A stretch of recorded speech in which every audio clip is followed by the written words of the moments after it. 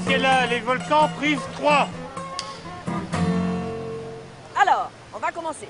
On voit un volcan. Est-ce qu'on pourrait éventuellement savoir ce qui se passe à l'intérieur? Enfin, si, peut-être. Pardon? On brûlerait, enfin, chaufferait. On brûlerait. Ah bah oui, on brûlerait. Hein? Si on rentre à l'intérieur, on brûlerait. On ne pourrait pas vivre, on serait brûlé.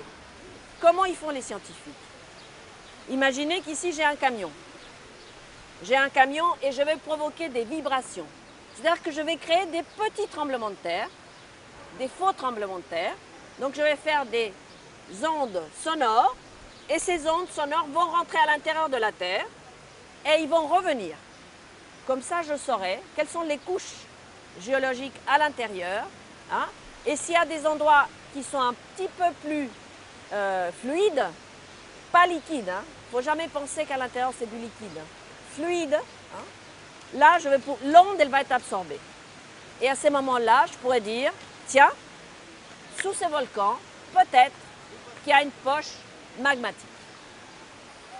On va imaginer que je vais prendre un couteau, que je vais faire une tranche de terre, et on va essayer de regarder ce qui se passe à l'intérieur. Reculez-vous un tout petit peu. Ah, voilà, j'ai réussi. C'est pas difficile, hein. Poussez-vous un petit peu.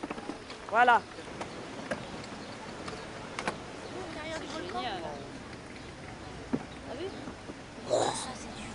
Alors, qu'est-ce que vous voyez? Nous avons combien de volcans? Deux. 3, 2, ah non, la Trois, voyage, deux, petit, 2, non, 2, deux, ouais, trois. avec le 2. Toi, tu penses combien de volcans? Bah là, on dirait qu'il y en a deux, parce qu'il y a... Ah, il y a deux volcans. D'accord? Il y a deux volcans. Et ça, est-ce que ça aurait pu être un volcan, ça? Cheminée, ça, non? Ça, c'est une cheminée, bravo. C'est un volcan qui n'est plus alimenté. Lui, on peut dire qu'il est vraiment éteint. Qu'il n'y a plus de volcanisme chez lui, parce qu'il a été coupé de sa chambre magmatique. Il faut imaginer ça en 3 dimensions, donc il ne va plus exploser. Et pourquoi il y a ce piton? Pourquoi il est dur? Monsieur, il le sait, il rigole, hein? Parce que c'est une roche volcanique qui est plus dure. Cristalline, une roche cristalline si vous voulez. Voilà, c'est une roche cristalline. Donc la nature de cette roche a fait que la cheminée s'est solidifiée. Hein, le volcan, il était là.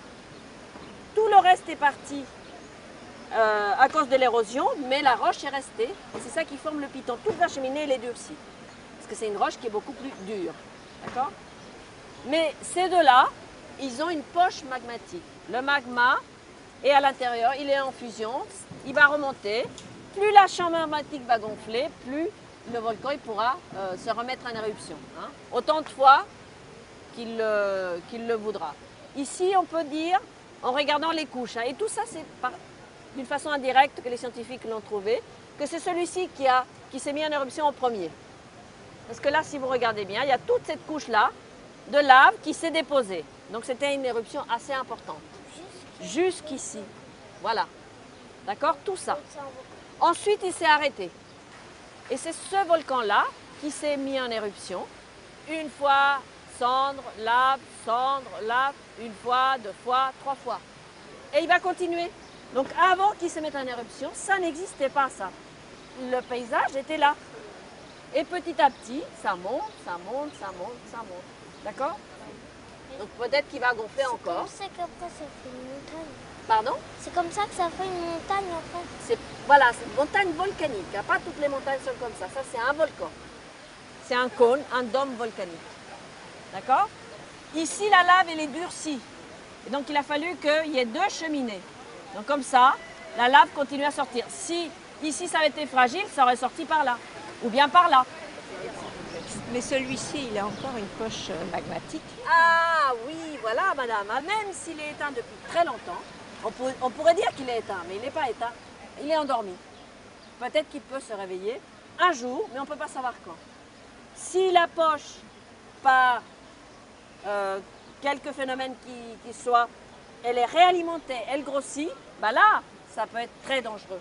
Parce que l'eau va monter en température, vous allez avoir de l'eau qui va être vaporisée, ça va brûler tout le monde, et le lac va partir Lui, il peut exploser parce qu'il a encore la lave en bas. Oui, Et lui aussi. et lui aussi. Et là, Mais lui- quand c'est dedans, on ne dit pas la lave, on dit le magma. La lave, on appelle ça quand c'est à l'extérieur, quand ça a dégazé. Poche lui- magmatique. Lui, il peut plus exploser parce qu'il a plus le Voilà. magma. Ben, lui, il ne va plus exploser, lui, il est vraiment éteint. À chaque fois que vous faites 30 mètres de profondeur, vous augmentez d'1 degré. Quand vous êtes à 3 km, vous avez 1000 degrés de température. Donc les roches sont en fusion. Donc il faut penser que le centre de la Terre, le centre et la Terre presque tout entière, elle est toujours très ductile. D'accord? C'est pas du solide. Hein. Ça, c'est la croûte. La croûte, c'est tout petit. C'est une fine couche rigide qui est à l'extérieur. Hein. C'est à l'intérieur, c'est des fortes pressions et des très hautes températures. Par quoi se distinguent les volcans qui vont exploser et ceux qui vont avoir des éruptions un peu tranquilles? Les deux phénomènes très importants qu'on a découverts il n'y a pas très longtemps de la tectonique des plaques, c'est-à-dire la subduction, c'est-à-dire ce que je vous disais là, la croûte plonge en profondeur. Imaginez que tout ça, ça plonge.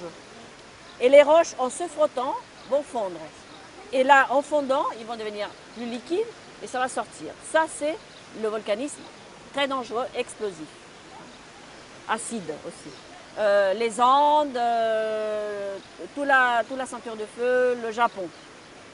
Les autres, il y a 60 000 km au fond de l'océan. Par exemple, Islande. C'est là où ça affleure, c'est le volcanisme de dorsal. C'est-à-dire que c'est le fond de l'océan où ça s'écarte tout doucement. Donc c'est un volcanisme beaucoup plus léger. Et le feu couve sous la cendre, là. Ah bien, hein, ça pourrait être Pas de moi, hein.